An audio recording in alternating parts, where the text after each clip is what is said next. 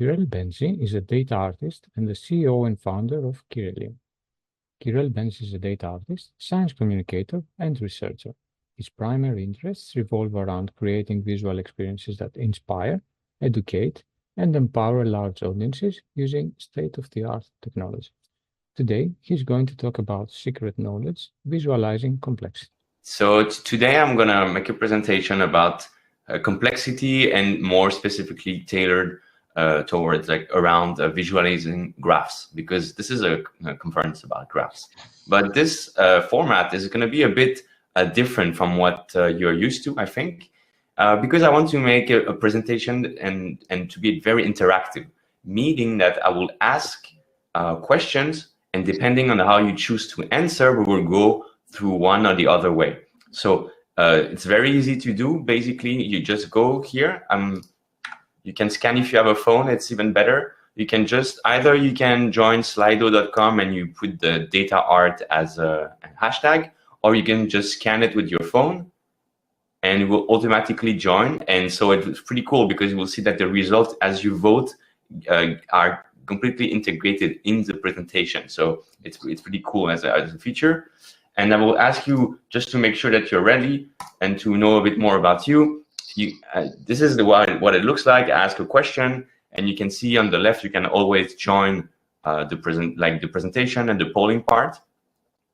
And so this is like a question because we're going to talk about visualization and especially around graphs. So it's a good idea for me to try to adapt also the content and see. As you can see here, we see in real time how many people vote.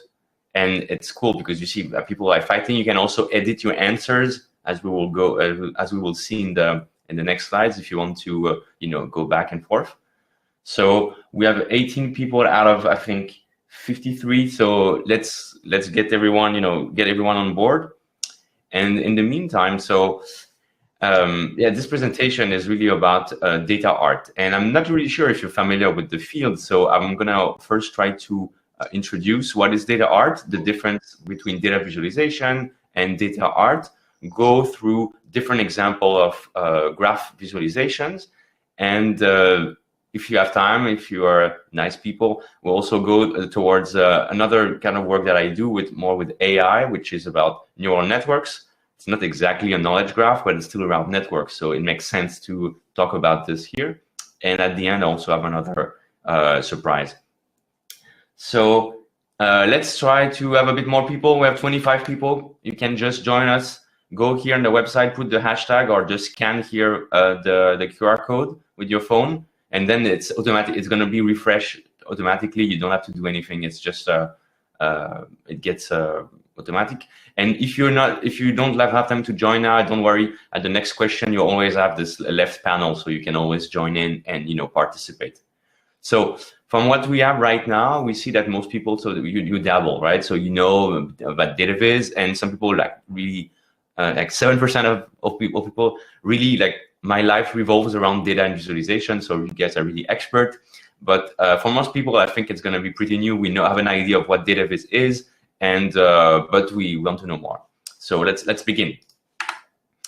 Just to quickly introduce who I am quickly. I have a background in data science, and I also now switched after my PhD more into data visualization. But today I'm really going to talk about data art, which is something that I've been doing for I would say 7 years now professionally. So I basically earn money selling data art. This is like the definition of professional, right?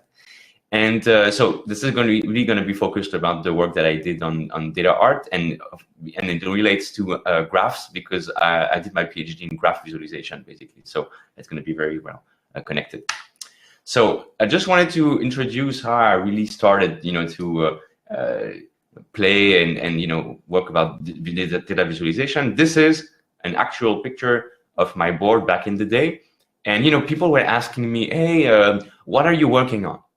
This is like the classic, if you do a thesis, people ask you that all the time. And I was very naive at that time because I thought people were actually, they were really interested in knowing the answer. So I was like go straight to the board, trying to, look, this is what I do. And then I realized this was just, they were asking me just out of courtesy. So I was like a bit frustrated, But I realized, okay, maybe if I could, try to visualize what I do, people will get more interested because, you can see it and it's not about math or code or anything. So this is how I started and, get interested into the field of data visualization itself. So what is data viz? Basically, if I were to an outline in 3 points, data viz is about to be the most effective in communicating statistics or objects or numbers in a visual manner, right? So the keyword here is to be effective, which is different from data art. So you want to have to minimize the time it takes for the audience to understand what you see on the screen. For instance, here we see a map with dots, we see a bar chart, a line chart, and just by looking at the legend or at the title, like the description of the chart, it should be pretty easy to understand what it is. This is the goal of data viz, to communicate, but also to explore. If you work as a scientist, you have a big data set, you have no idea of what it is. You're going to start by creating some basic charts just to get your hands on the data, understand what's the distribution, the length, the size, the clusters, and so forth. So it's a very good tool to explore. But basically, all in all, the point is to develop one's cognition about the underlying data set. So this is like my definition of data viz.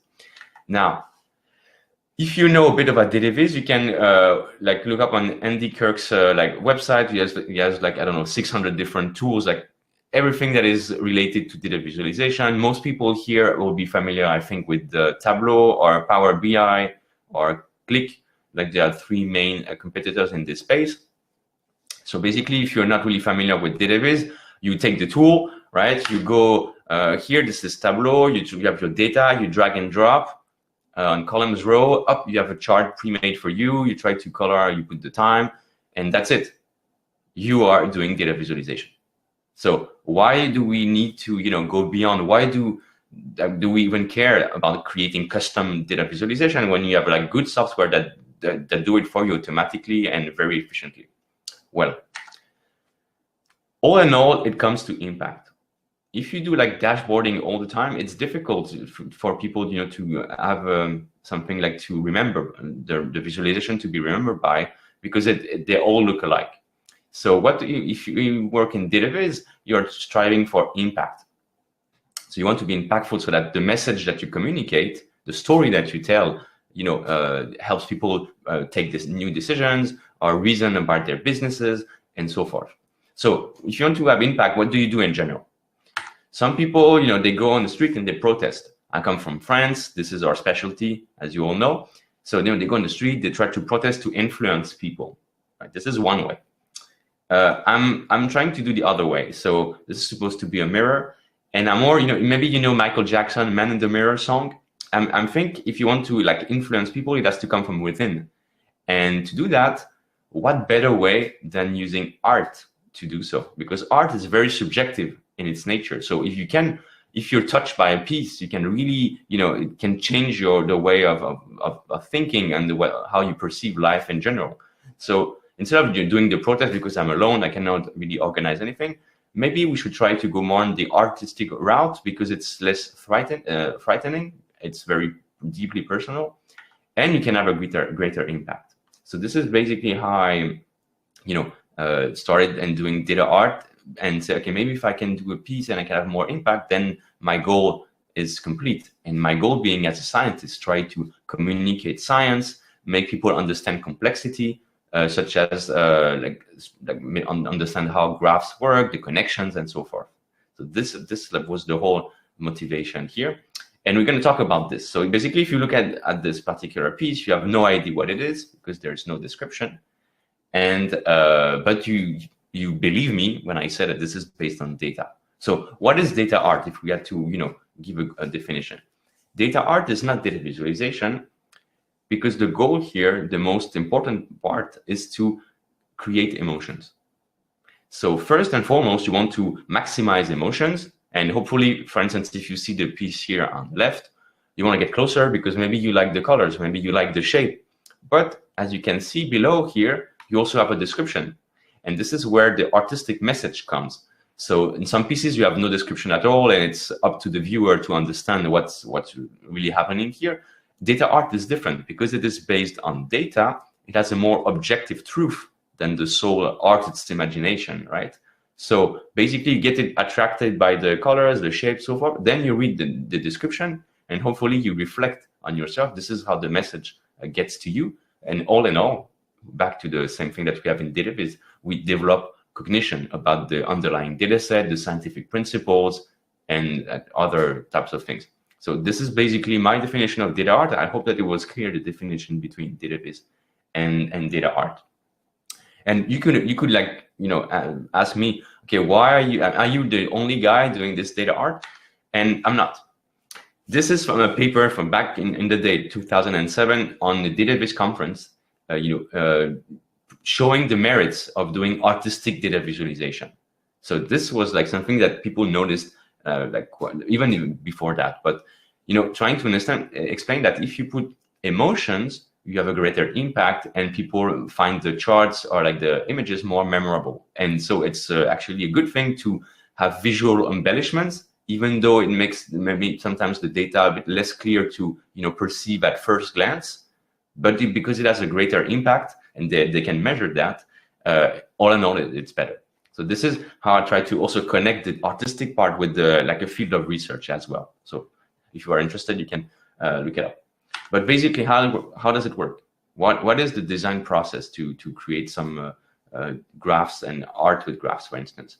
Well, it's very similar. If you come from a design background, this should be very familiar. It's exactly the same as database. It's going to be iterative, meaning that it's not like, oh, I have an idea, I'm going to work 2 weeks, and then that's it. It doesn't work like this. It's sometimes the most frustrating part is like sometimes in 2 hours you actually have the final design, but you spend 3 weeks refining the thing just to go back to the first one because the client likes it. So it's iterative. But the question that you ask yourself is like, are you going to create a static piece, like an image? Is it going to be animated? Maybe it's going to be a video. Is it going to be an interactive data visualization or data art piece so people can click or have like sensors to like make it move in real time? Is it going to be abstract or figurative? What are the different shapes that you can play with? What are the dimensions that you're going to take in the data, the clusters, the different techniques, and have to strike the right balance between order and chaos? So these are basically, I would say, the things you have to take into account, and colors, of course. People like to do black and white. I like to do colors. So, and because it's data art, they have to mean something. So if they have the same color, they should belong to the same cluster, for instance. And so they have a meaning. So basically, if you had to say, to describe my job in one slide, would be data, some code, and basically you create a visual that means something. I hope that it's like one data art in one slide. This would be it. So now I want to go back to the example that I showed before, and this is about the Montreux Jazz Festival, one of my favorite examples. So if you're not familiar with the Montreux Jazz, this is one of the most famous music festivals in the world in Montreux. Montreux is in Switzerland. And just to give you an idea, it's pretty big as a festival. It has been going on for more than 54 years now, and it has 11,000 hours of videos. We have different cameras, 6,000 hours of audio, more than 100,000 pictures. And basically the data set is 2.7 petabyte, and it's like spread across 2 different data sets, cooled by the water of the Lake Geneva. So this is like the data we have to play with, which is pretty big, right? And basically what I tried to make some visualization to give you an idea of what you have in the data set. Here, each dot here is an artist that played at the Montreux Jazz with his location. And you see that the notes here have different shades. The more purple you are, it means that the more connected musically to the other artist. So you can ask, how do you compute the musical similarity between artists? And to do that, we have to analyze the sound itself. And remember that Montreux is a whole new setup. It's not the same as the studio version. You have to analyze the rhythm, the melody, the notes, chords, harmony, things like this from the signal. Then try to compare songs together and see if they sound alike. And then group all these songs by artist. And this is how you get artistic similarity, which is pretty cool because people have been using this particular map for ethnomusicology. So to understand the origin of music, for instance, here with B.B. King, which is the most famous musician in the jazz, and see how he influenced with blues, other people that came in the festival as well. So this is an example of a database. This is nothing to do with art, but just to, as I said before, to give you an idea of what is the data set, and then we progressively move on to the more artistic part. Another visualization that we have, this is about the evolution of musical genres over time in the Montreux Jazz. So as you can see here at the beginning, it's very, like the curve is really narrow because we only have the festival was basically 3 days in one like venue, but at the end now it's supposed to be 15 days in 3 different stages. So we have more in terms of volume, more songs getting played each day. And what's also interesting here is that the proportion of jazz, which is the pink one at the middle, is more or less constant over time, but we add more and more different musical genres. So it's not about jazz anymore. Even like back in the day, as you can see, you have hip hop, reggae, metal, electro, and so forth. So it's really like a very international music festival, even though it's it's centered around the jazz thing. So this is a bit more abstract. This is called a stream graph as a visualization, and it shows like the evolution in time with the width being proportional to the number of songs. And now I want to go back to the image that you saw before, the very abstract image, which is about the artist of the jazz itself, connected if they've been playing together on stage. So basically you concatenate and you flatten all the concert in one data set.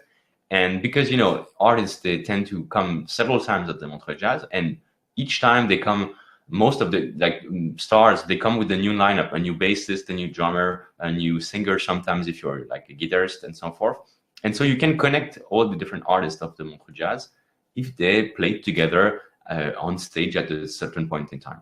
And this is what we had here. So this is like a very nice simplified schematic, but if you scale it to the whole data set, not the whole data set, but like the most interesting part, at the center you would see here all the connection. The big yellow dot here is B.B. King. You have Santana here and George Duke, and you see that all the lines seems to converge at the center. And it makes sense if you think about it, because the artists at the center are mostly jazzmen and bluesmen, because it's the Montreux Jazz, but also because the music itself, calls for collaboration. You want to jam with other people. So if you're a jazzman, you will change. Each time you will come up with a new quartet, quintet, and that's why you get very connected at the center. So all the lines seems to converge here. You can be very popular as an artist, and I've just played here in this small cluster with your band. But if you didn't really mix with other artists, you will not be connected at the center. So you have this, what we call the Montreux Jazz Galaxy. The whole piece was called Jazz Luminaries, and it was displayed in this full dome. So it's like a small, very small planetarium. And we also created this controller here, which is actually a phone inside, where you can, play around. So it was interactive. You could select an artist, and when you click on the artist, see all the different concerts and then listen to all the songs. So imagine being able to listen to more than 2.7 petabyte of data in your fingertips. So it was pretty cool as an experience.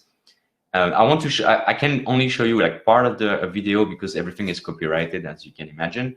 But it would basically look like this. People will, lay on the floor, have this weird controller, and as you would move it, in space, you would create this fisheye effect. And on the 3D graph that you see here with all the different pictures. And then if you click on the selected node, you would see that everything will slide and all the different concert for this artist would come up.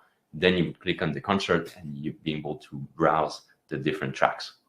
So this is, I hope that, I know it's a bit underwhelming because you cannot see the whole experience, but I hope that you get the idea through this small video. So this is like the 2D render of the 3D mesh that we saw before. And what we saw just before the B.B. King stuff is really at the center here.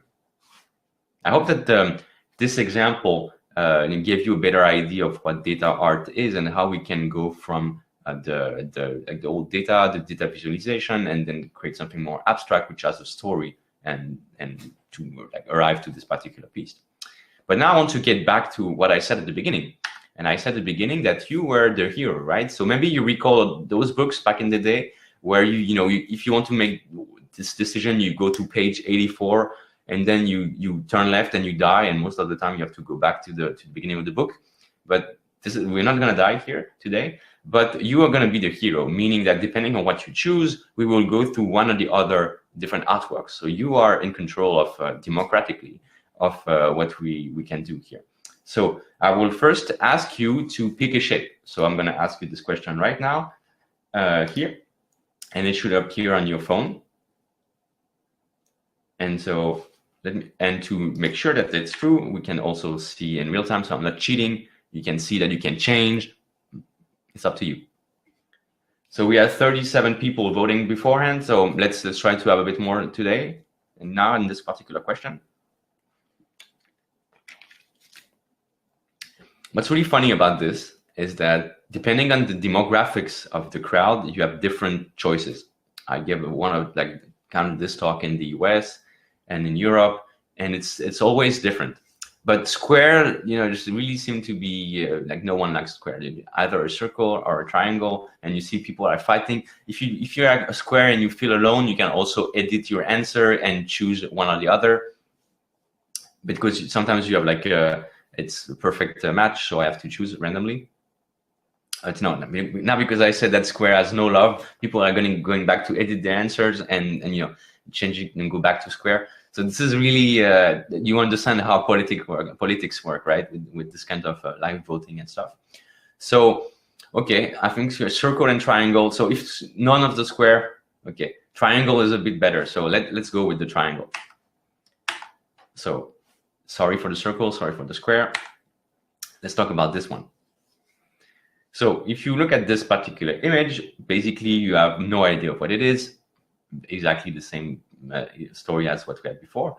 But what you can already notice is that you have different kind of cluster, which seems to be connected, but like still well isolated in different colors.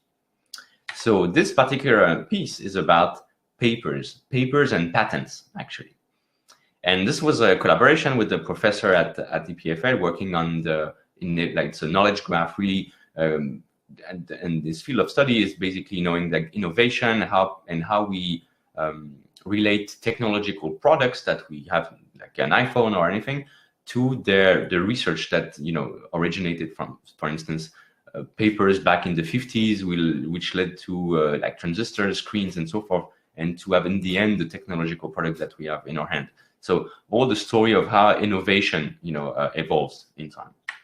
And so basically, sorry for the French here, but what you see here is a connection between patents. So if you have a white border, it means it's a patent connected to papers.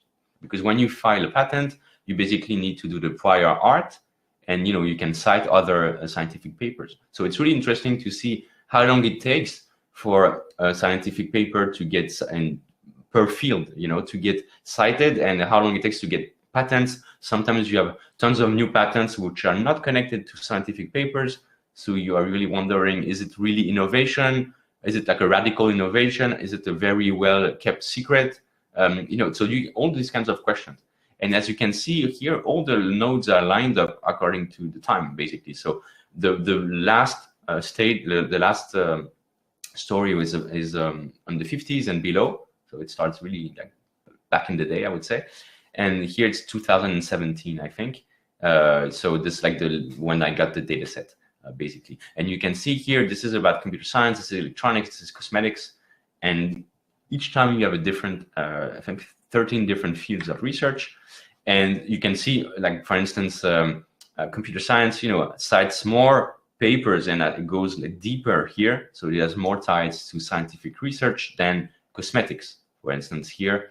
Or it starts to very, this is maybe the 80s, and you have tons of patents and less papers. And here, as you can see, we have few white nodes, but tons of black nodes or black borders. So it means that more research than patents, for instance. So this is like the kinds of knowledge that we can extract from this particular, not necessarily this visualization, but also the data set itself. It's really interesting because it is based on the patent office in Bern. It has more than 80 million patents. This is, of course, just a small subset where we make sure to have also the link to the scientific papers, which is not easy to do because you need to parse, all the NLP, natural language processing, to match the authors, the name, the themes, and so forth, which is quite difficult to do, but really interesting as a field of research. So this was one example. Let's move on. Let's take another, ask another question. Now we'll ask you for a color, and you have to vote, for your favorite color. Green, blue, yellow, or red. And according to your choices, we're going back to the piece that matches what you chose and talk about it again. Blue is always one of the crowd's favorite. I think, I don't know. It's okay. I don't want to influence any of you, but I think like we have a clear winner here with the blue. So even though you can still change your choices, but I'm not sure we're gonna top the blue choice. So let's go. Let's talk about blue here. This one is actually, I'm not sure if it's my favorite piece, but I think it is. So this one is a very personal story for me. But once again, just think about it. You have it seems like the nodes are so small that you don't really see them anymore. You only see the edges. You see there's like a cluster at the center with blue and red. And maybe you saw this picture. It was quite popular back in the day. This one is about Star Wars. Star Wars before 11 says, the new episode 7, 8, 9. Okay, so we forget this and we go back to the real Star Wars.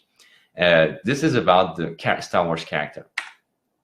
Basically, what we did here was to crawl, scrape Wikipedia, which is the Wikipedia of Star Wars, and try to extract all the characters of the universe. And maybe you're not maybe you're not a diehard Star Wars fan like me, but on this Wikipedia, you have more than 160,000 pages created by hand by users describing the universe. It's more like 40 years of data of books, video games, comic books, series, everything related to Star Wars. People make all the description and so forth. So it's really very complete as an archive. And why is it really important for us? It's important for us as humans because all the corpus here is already digitized. It's in English. It's quite easy to extract. But the thing is, if we can develop the tools to match the characters and how they progress in time, because Star Wars era spans over 37,000 years, so it's pretty big as a universe. We can develop the tools and then apply them back to our own history. But the thing is, with our own history, most of the manuscripts are in ancient language, who are difficult to read. They are not digitized, so it's much easier to start first with a fictional corpus, such as this one, and then go back, develop the algorithm, and then try to apply them on our own history. So this was the motivation. But in truth, the real thing is because I love Star Wars. But I have to keep appearances and say that this is really for us. But I love Star Wars.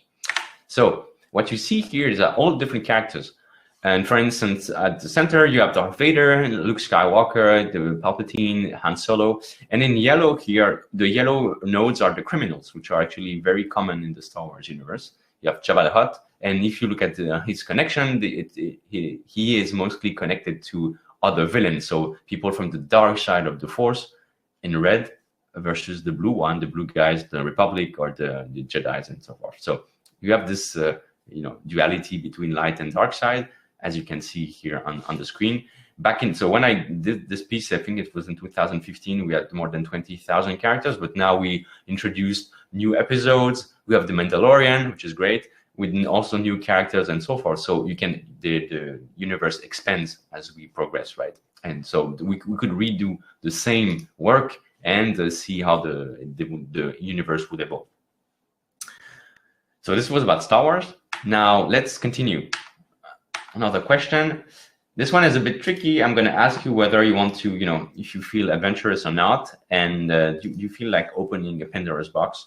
I try to come up with creatives and ideas, and we see people are, they want to risk everything, or they are more careful.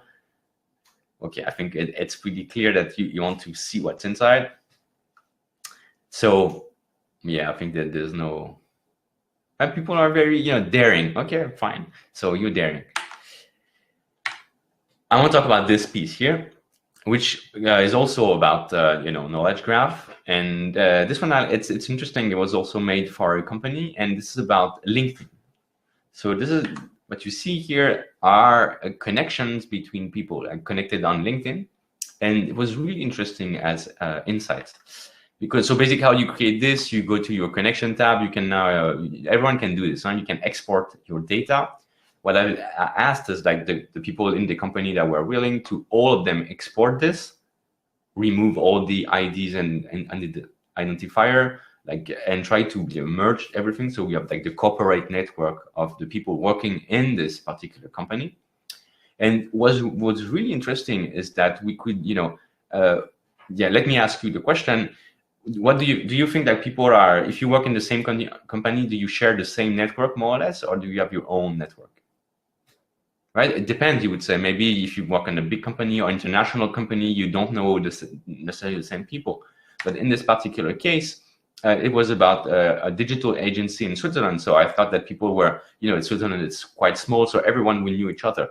But it's not the case at all.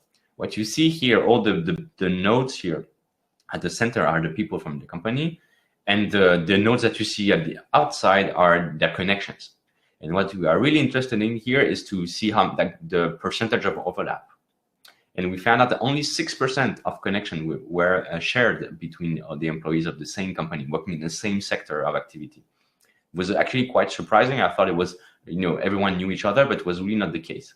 So in terms of story, it was really interesting for the company itself, because now you can say, look, we bring people from everywhere in Europe, and each time they come, they bring their own knowledge, their own network, and yeah, let me show you the proof. Here it is. We also analyzed like tons of different stuff about managers and like something like HR would love to have, and this is what we did. But I think it was striking visually to see we see all the different members and see all their connection, and that we don't necessarily see tons of overlapping. Here you have some small edges, but not that much, only 6% actually. So this was another interesting project. Just to show you, the closed box was exactly the same network, but the previous iteration. So it was exactly the same network.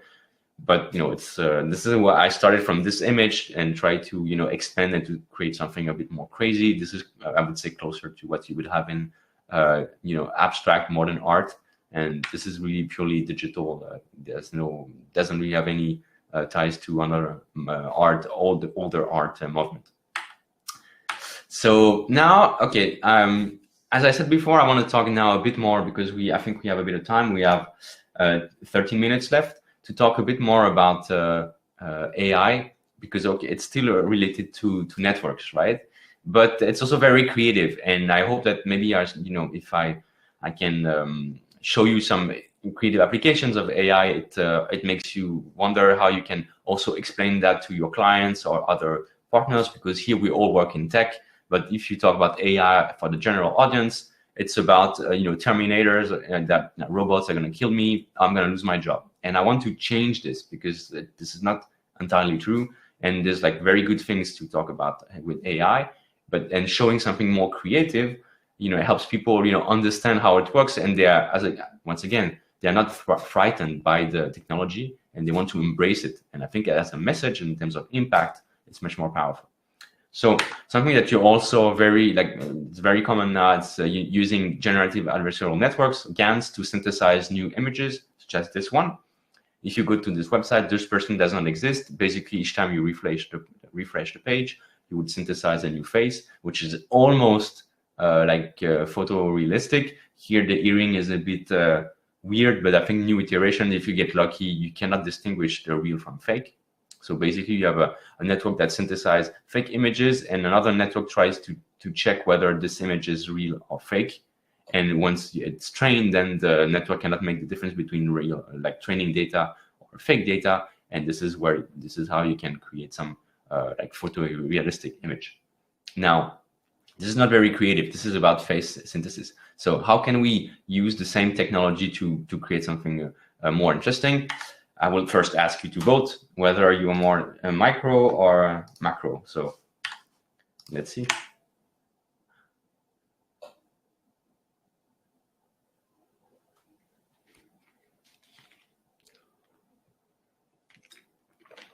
Okay.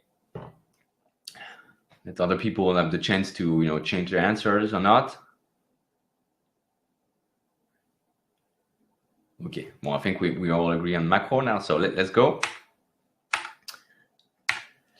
Now, if I had to tell you, if I told you that you can actually train a network on 1,000 different objects, and then you can compose them to synthesize a combination of the object that you see.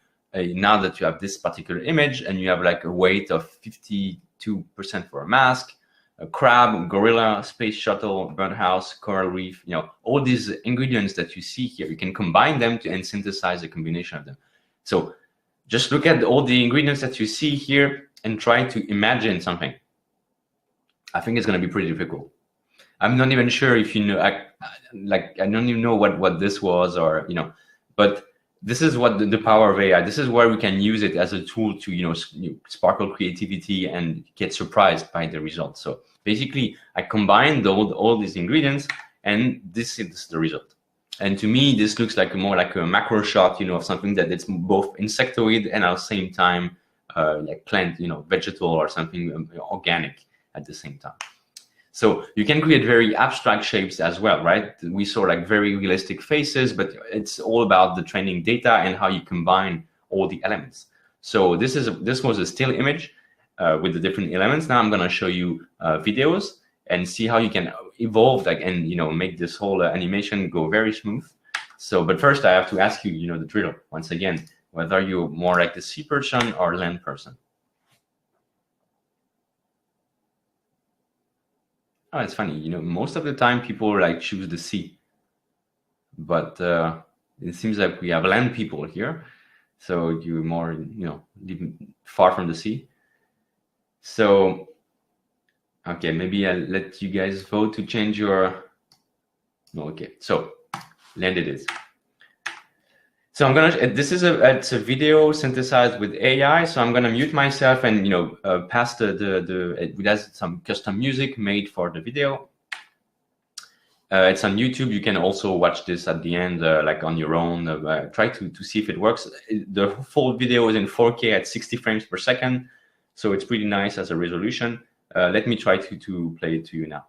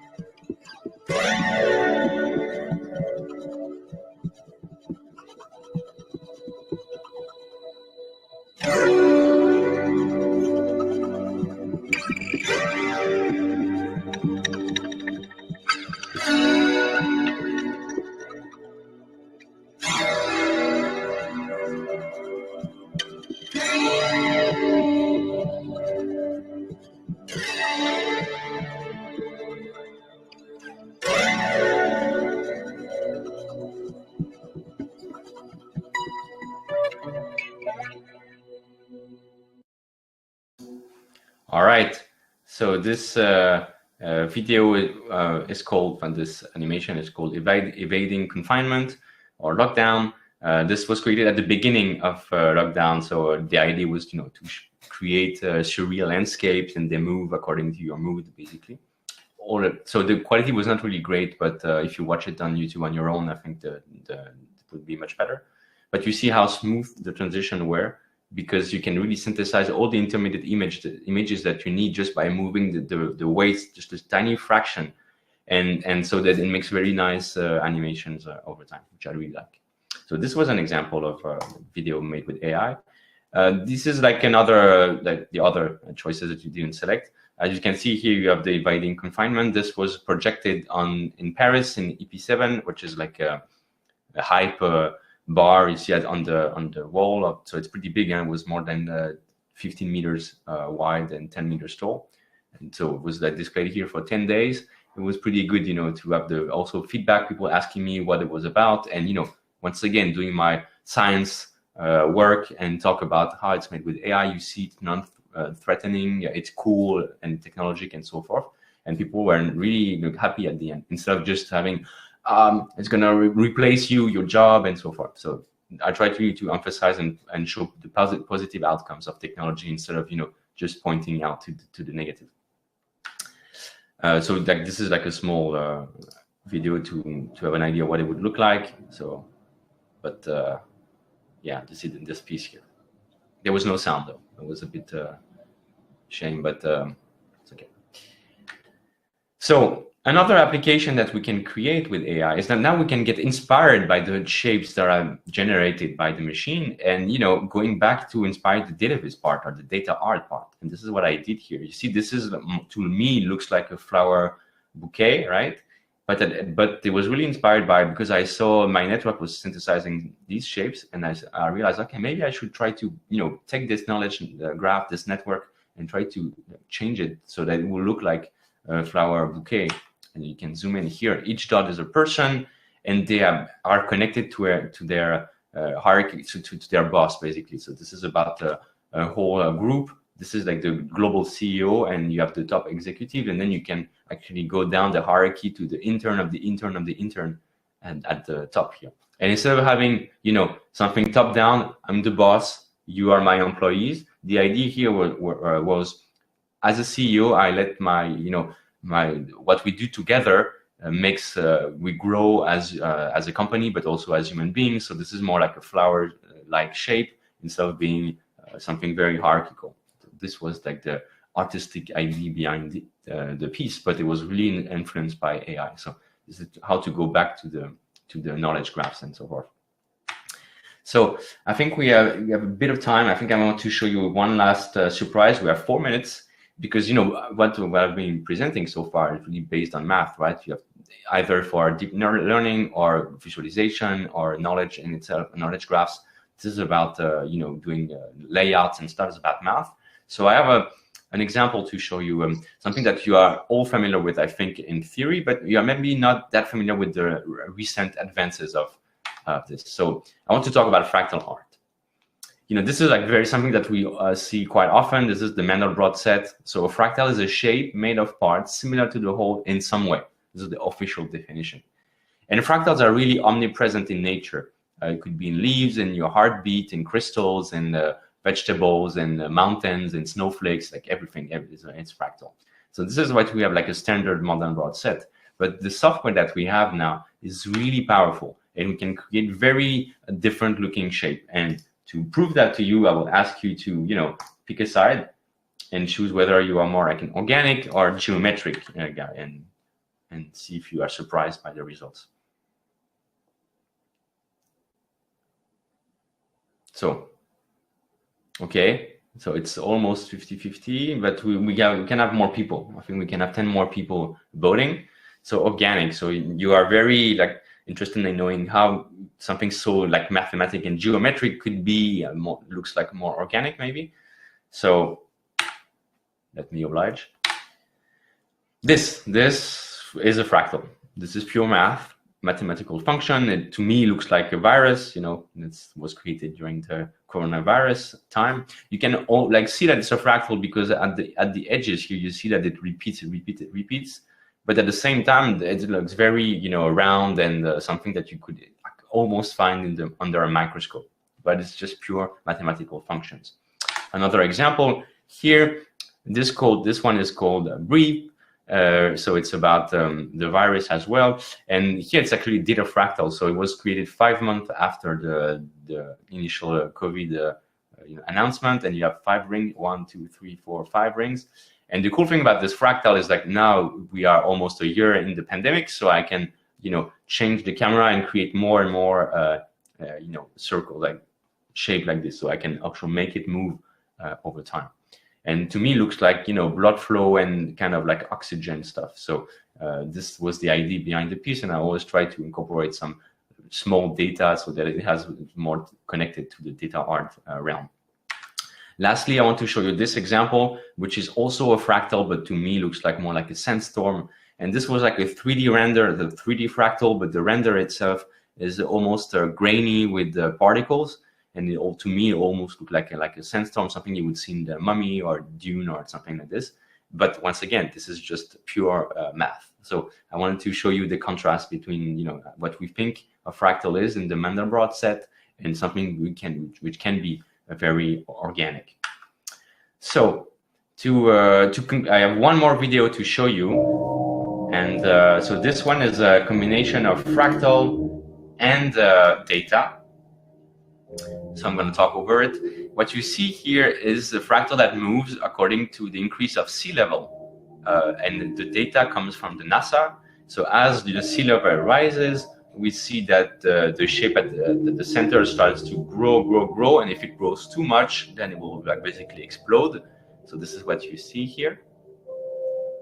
And you also can notice that the camera itself seems like to be zooming in and out very slowly. And this camera movement is also matches the tide in France on some particular date. So I try to parameterize everything that you see here according to data and try to use this message to warn about the sea level increase. So something that is we're all in this together. So this was the main idea, and as we go back, then we zoom out. So fractal animation. So this is my, as I said before, try to influence both, merge two realms of data and art in unexpected ways. So to conclude this presentation, I'm gonna ask you one last question, and then we're gonna maybe have time to take some questions. So basically, just to let you know that creativity is the most demanded soft skills of 2020, and was also the same last year. So if you guys are interested into learning how to do stuff like this, data art, I have a YouTube channel, and I also, you can connect with me on different social media, and I'll be happy to talk with you. So to conclude, art upsets and science reassures. I hope that you like this presentation. If you have any questions, I'm here.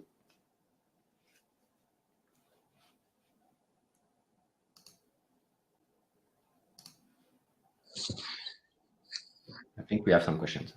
Yes, Kirell, can you hear me? Yes. Okay, great. Yes, we do have, unfortunately, we don't have as much time as we'd like to, because we're already a bit over, but there is one specific question asked by Michiel, who's also one of our speakers, that I just have to address to you.